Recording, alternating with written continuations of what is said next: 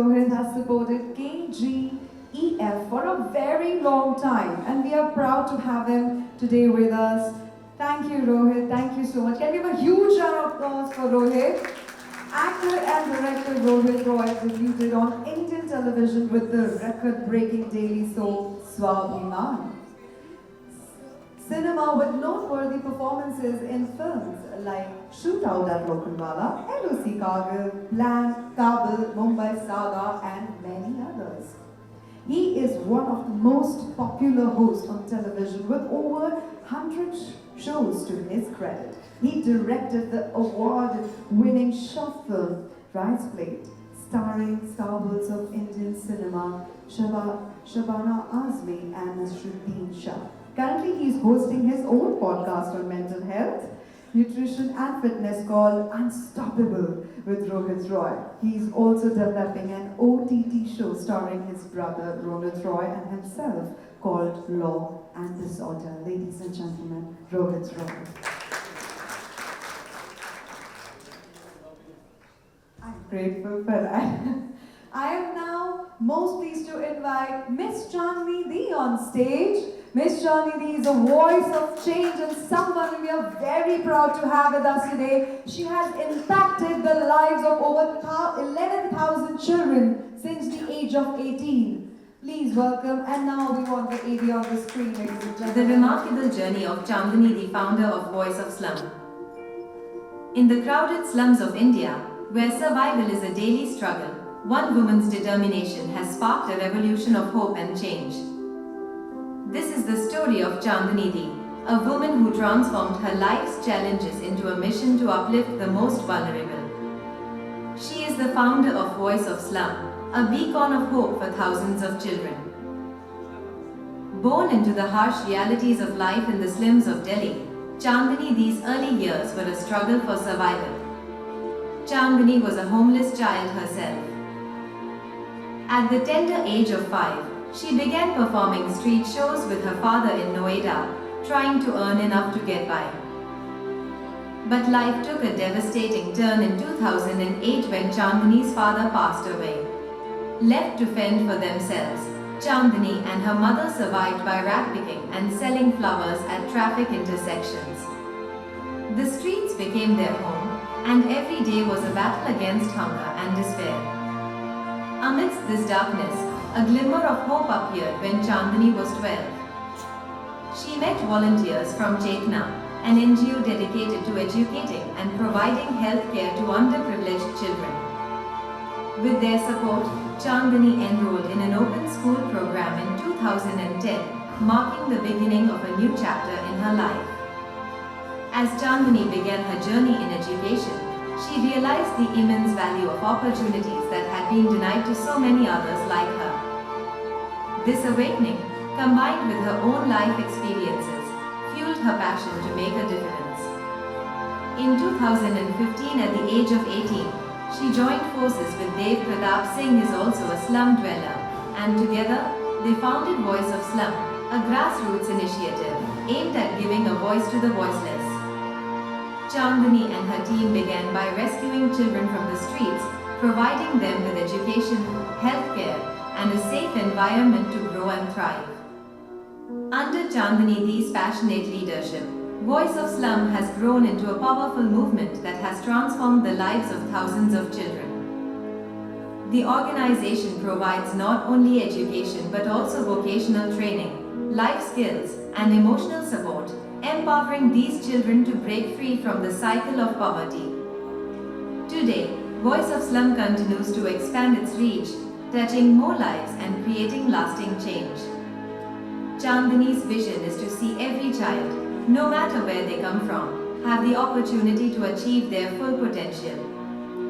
Chandni Dee has been awarded the Karmveer Puraskar. Chandni Dee's journey from the slums to becoming a beacon of hope is nothing short of extraordinary. Can we have a huge round of applause, ladies and gentlemen? Yes. All honor, respect to the lady Chandni Dee. Rohit, over to you. Thank you so much. You've been watching watching Colors Infinity till now in English. Now we shall move to Hindi. We'll switch to Colors. चांदनी जी, सबसे पहले तो मैं मुबारकबाद दूंगा आपको कि आपने इतनी अच्छी मुहिम इतने यंग एज में शुरू की है। हमने देखा कि आप खुद स्लम्स में रहती थी, तो जिस दुनिया में आप रहती थी उस दुनिया को अब चलाना, उसे विकसित करना, उसे और आगे बढ़ाना, कैसे आपका ये विजन वहाँ रहकर शेप हुआ वॉइस ऑफ स्लम में? सबसे पहले तो मैं थैंक यू करना चाहूँगी कि आज मुझे यहाँ इनवाइट किया और मैंने बहुत सारे वुमेंस को देखा जो कमाल कर रहे हैं इंडस्ट्री में, तो बड़ा खुशी मिल रही है मुझे। Thank you so much. और मैं ये कहना चाहूँगी, मैं स्लम से मैंने कूड़ा बीनने से अपनी जर्नी स्टार्ट करी थी और फूल बेचे, काफ़ी सारे काम किए मैंने अपनी लाइफ में।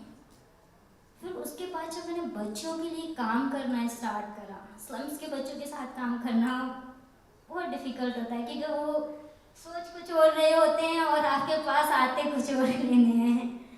तो मैंने जब उनके साथ काम करना स्टार्ट करा तो मुझे पता था कि उनके साथ कब और क्या करना है, किस तरीके से बात करना, वो क्या सोच रहे हैं। तो उसी चीज़ को लेकर मैंने उनके साथ जुड़ी और उन्हें, जो मेरा मेन उद्देश्य था कि हर एक बच्चे को एजुकेशन मिलनी चाहिए। अगर उसे मेन स्ट्रीम सोसाइटी का पार्ट बनाना है, उन्हें उनके पैरों पे खड़ा करना है, तो स्किल और एजुकेशन देना बहुत ज़रूरी है। इसके साथ मैंने अपनी जर्नी स्टार्ट की। मैंने बच्चों को देखा कि बच्चे अपने आप को मुझ में देखते हैं और ये मेरी हिम्मत है और ताकत मिलती है मुझे इससे, और इसी सोच को लेकर मैं आगे बढ़ी और अपने विज़न और गोल को मैं अचीव कर पा रही हूँ क्योंकि मैं इन बच्चों को समझती हूँ। और सबसे इम्पोर्टेंट, ये जो स्लम्स के बच्चे होते हैं इनके पास कोई होप नहीं होती, इन्हें क्या करना है लाइफ में बस यही नहीं पता है। उन्हें लगता है कि भाई मेरे माँ बाप ने कूड़ा बीना है तो मैं भी कूड़ा बीनूंगा, और मेरा काम है उनके अंदर सपने फरोना ताकि वो हर वो चीज़ अचीव कर सकें जो आप और मैं कर पा रहे हैं।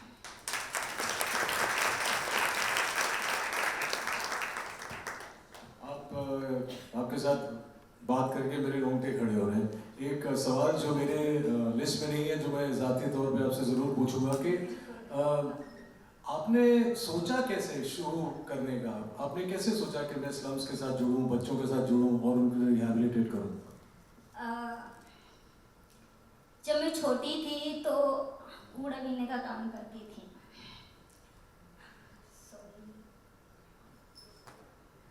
तो हमें क्या होता था, पुलिस ले जाके बंद कर देती थी और घर वाले छुड़ाने नहीं आते थे।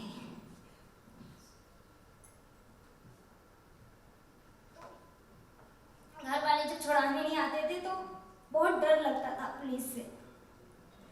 फिर किसी वॉलंटियर्स के थ्रू ये पता चला कि बच्चों को जेल में बंद नहीं कर सकते, उनके राइट्स होते हैं, उनके एक्ट होते हैं। तो जब ये पता चला तो मुझे बहुत ज़्यादा दिलचस्पी हुई ये जानने के लिए कि भाई अगर मेरे साथ ये हो रहा है तो मुझे क्या करना चाहिए, कौन है जो मेरी मदद कर सकता है, उन्हें कैसे ढूंढूं मैं। तो मैंने, जो भी लोग वॉलंटियर्स आते थे वो बहुत जगह जाते थे, मैं उनके पीछे पीछे जाती थी कि भाई मुझे भी बताओ बच्चों के राइट्स क्या होते हैं, एक्ट क्या होते हैं, मैं किन से कांटेक्ट कर सकती हूँ। फिर मैंने जब जाना तो मैंने खुद ही से ही बच्चों के लिए काम करना स्टार्ट कर दिया। मैं जब भी कोई बच्चा जेल में जाता था तो मैं जाके छुड़ा के लेके आती थी, और जो खुद मैं 10 साल की थी।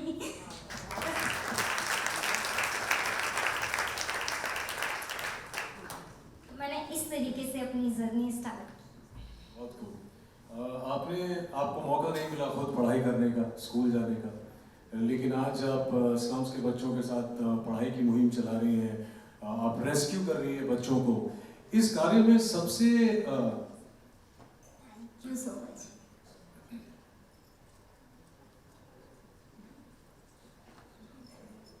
इस कार्य में सबसे बड़े चैलेंजेस क्या आते हैं? किन चीज़ों से आपको रिकॉर्ड महसूस होती है चाहे वो रेड टेप हो, ब्यूरोक्रेसी हो, चैलेंजेस के बारे में बताइए। देखो मैंने सबसे पहले तो शुरू में ही बोल दिया था कि बच्चों के अंदर होप नहीं होती, उनके पास कोई रास्ता नहीं होता। एक तो ये रीज़न था, और दूसरा सबसे इम्पोर्टेंट रीज़न है, जितने भी बच्चे स्लम्स के होते हैं अगर वो कोशिश भी करते हैं पढ़ने के लिए, वो 10th तक तो पढ़ जाते हैं, 8वीं तक तो गवर्नमेंट फ्री देती है तो वो पढ़ जाते हैं। 8वीं के बाद मेन प्रॉब्लम स्टार्ट होती है बच्चों की। उसके बाद बहुत कम ऑप्शन होते हैं उनके पास हायर एजुकेशन पाने के, वो नहीं ले पाते हैं क्योंकि फीस देने के लिए उनके पास पैसे नहीं होते। और जब वो थोड़े से भी बड़े होते हैं ना, मतलब मैं अभी एक रिसेंटली स्टोरी बताती हूँ अपने बच्चे की। मेरा बच्चा 10 साल का ही हुआ और वो मेरे पास आता है, मैम मैं कल से, दीदी मैं कल से नहीं आऊँगा स्कूल में। कि क्यों? मुझे जॉब करना है, मुझे काम करना है। मैंने कहा तुम्हें काम कौन देगा? तो कहता है मैं कुछ भी करूँगा, कर लूँगा, लेकिन मैं अब ऐसी ज़िंदगी नहीं जी सकता। क्योंकि जो बच्चे होते हैं उन्हें छोटी सी उम्र में उनके पास रिस्पॉन्सिबिलिटी आ जाती है काम करने की, घर के काम करने की। और उनके बहुत सारे बच्चों के फादर नहीं होते, और जिनके फादर होते हैं तो वो बहुत ज़्यादा ड्रिंक करते हैं और जो बच्चों को पीटते हैं, तो वो उस एज में खुद ही रिस्पॉन्सिबिलिटी ले लेते हैं अपनी माँ की, अपनी बहन की, कि मैं कुछ करूँ। तो ये बोलना बैठूंगी तो बोलिए बोलिए, सब सुनना चाहते हैं। मुझे लगता है कि काफ़ी आंखें नम हैं इस हॉल में। आप जितना बोलेंगे उतना प्रेरित होंगे हम लोग कुछ ना कुछ करने के लिए। आप ऑलरेडी बहुत अच्छा काम कर रहे हो सब, तभी यहाँ हो। आपके काम से अब तक 825 से ज़्यादा बच्चे प्रभावित हुए हैं और 11,000 बच्चों की ज़िंदगी आपने बदली है सिंगल हैंडेडली और कुछ मदद से। I think that deserves a huge round of applause for the work she continues to do. आगे चलकर आपने पढ़ाई की बात की, आपने उन्हें शिक्षा देने की बात की, और क्या क्या प्लानिंग है इन बच्चों के लिए? जैसे खासकर आपने अभी एक कहानी बताई कि, और मैं समझ सकता हूँ कि उनके ऊपर प्रेशर होता है कि नौकरी करनी है, पैसे कमाने। आपकी क्या विजन है आगे इन बच्चों को कहाँ तक लेके जा सकती हैं आप? सो बेसिकली मैं थोड़ा सा आगे से बताना चाहूँगी। वॉइस ऑफ स्लम के बच्चों को एजुकेशन देता है टिल ग्रेजुएशन तक। तब तक वो अपने पैरों पे नहीं खड़े हो जाते, कुछ करने नहीं लगते, जब तक वॉइस ऑफ स्लम उन्हें सपोर्ट करता है। मैंने 10 साल की उम्र में स्लम के बच्चों के लिए काम करना स्टार्ट किया था। 10 साल की उम्र? आप 10 साल की थी? जब मैं 10 साल की थी। जब मैं 18 साल की हुई थी तो 10,000 बच्चों के लिए काम कर चुकी थी। उसके 18 साल के होने के बाद मैंने देव के साथ वॉइस ऑफ स्लम बनाया, क्योंकि उससे पहले मैं रजिस्टर्ड नहीं कर सकती थी कंपनी। सो इस तरीके से काम किया मैंने। और सॉरी, आपका पूरा आगे चलकर क्या मुहिम रहेगी? सो मेरा बस ये जो मुहिम है वो ये है कि हर एक बच्चा जो स्लम में रहता है, जो स्ट्रीट में रहता है, मैं उन्हें एजुकेशन देना चाहती हूँ। मैं उन्हें उनके पैरों पे खड़ा होना देखना चाहती हूँ। क्यों? मेरा मानना है अगर एक फैमिली से एक बच्चे को भी एजुकेशन प्राप्त कर ली किसी बच्चे ने, या अपने पैरों पे खड़ा हो गया, वो अपनी पूरी फैमिली स्लम से निकाल लेगा। हमें सबको सुधारने की ज़रूरत नहीं पड़ेगी, सिर्फ एक को। उसके लिए क्या कर रही हैं आप? तो उसके लिए वॉइस ऑफ स्लम जितने भी स्लम्स के बच्चे हैं उनके लिए स्कूल रन कर रहा है, टिल ग्रेजुएशन तक फुल सपोर्ट कर रहा है, फाइनेंशियली एंड मॉरली। उनकी चाहे वो काउंसलिंग हो, चाहे उनकी फीस को लेकर हो, चाहे अब एवरीथिंग। हमारे बच्चे जो बच्चे कूड़ा बीनते थे, जो बच्चे फूल बेचते थे, वो GD गोइंग का ग्लोबल स्कूल जैसे स्कूल्स में पढ़ रहे हैं, अमेठी जैसे यूनिवर्सिटी में पढ़ाई कर रहे हैं। तो ये मेरे लिए बहुत बड़ी बात है। और मेरा कोई हर एक बच्चे के पास एक विज़न है कि उन्हें लाइफ में क्या करना है, और बहुत क्लियर। भाई छोटे छोटे बच्चे हैं जो कहते हैं मुझे बिजनेस वूमेन बनना है। तो अब मैं अगली बार अगर इवेंट में आई तो अपने बच्चे को जरूर लेके आऊँगी, बिजनेस वूमेन से मिलके बड़ी खुशी होगी मिलेगी मुझे। तो मेरा है कि मैं हर एक इंडिया के कोने में अपने स्कूल्स खोलूँगी और हर एक वो बच्चे को सपोर्ट करूँगी जो कुछ करना चाहता है। All the very best to you, चांदनी जी। जाने से पहले एक सवाल जो आई थिंक अब सबके मन में होगा कि अक्सर लोग फाइनेंशियल एड मांगते हैं, फाइनेंशियल एड आपको मिल भी रहा होगा, बहुत सारे लोग आपको देंगे भी।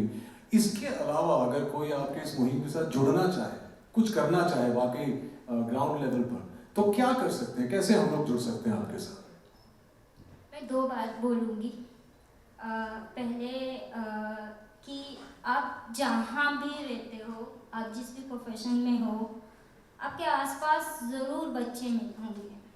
आप एक बच्चे को जिस प्रोफेशन में आप हो या फिर जो बच्चा सीखना चाहता है, ओनली स्किल दे दो, सिखावा दो, वो बच्चा अपना रास्ता खुद बना लेगा। आपको बस थोड़ा सा उसे सपोर्ट करना है। मैं ऐसा एग्जांपल इसलिए मैं बोल रही हूँ, अदीप जो मेरे हस्बैंड हैं और को फाउंडर भी हैं वॉइस ऑफ स्लम के, इन्होंने पूरी अपना बचपन स्टेशन पे बिताया है, लेकिन एक कंप्यूटर स्किल मिली इन्हें जिसकी वजह से ये एक बहुत बड़ी कंपनी में स्टेट हेड रहे और 5वीं फेल बंदा। और साथ में मैं एक स्टोरी, विकी रॉय को शायद जानते होंगे, उसे जस्ट फोटो सिखाया गया था किसी ने और वो आज इतना बड़ा फोटोग्राफर है विकी रॉय के, उसे वर्ल्ड में उसका नाम गिना जाता है। तो बस यही कि एक स्किल छोटी सी देके आप बच्चे की लाइफ चेंज कर सकते हो। और वॉइस ऑफ स्लम से आप वॉइस ऑफ स्लम की मुहिम से आप जुड़ सकते हो। हम लोग जो सोशल एक्टिविटीज़ करते हैं, आप बच्चों से मिल सकते हो, हमारे बच्चों से आप उन्हें मोटिवेट कर सकते हो और प्लस उनकी एजुकेशन को अडोप्ट कर सकते हो या फिर मेंटोर बन सकते हो आप बच्चों को कि उन्हें सही राह दिखा दो। ये मेंटोर सबसे अच्छा लगता है मुझे, क्योंकि आपके 2 वक्त का टाइम बहुत कीमती होता है, लेकिन उन बच्चों की लाइफ चेंज कर देता है। बहुत बहुत शुक्रिया हमारे साथ यहाँ। Ladies and gentlemen, I know 99% ladies, you're very comfortable. May I request all of you to give her a standing ovation? She deserves it. Yes, yes. Thank you so much. बहुत बहुत शुक्रिया यहाँ आने का, और ये जो काम आप कर रही हैं ये जारी रखें। Thank you so much.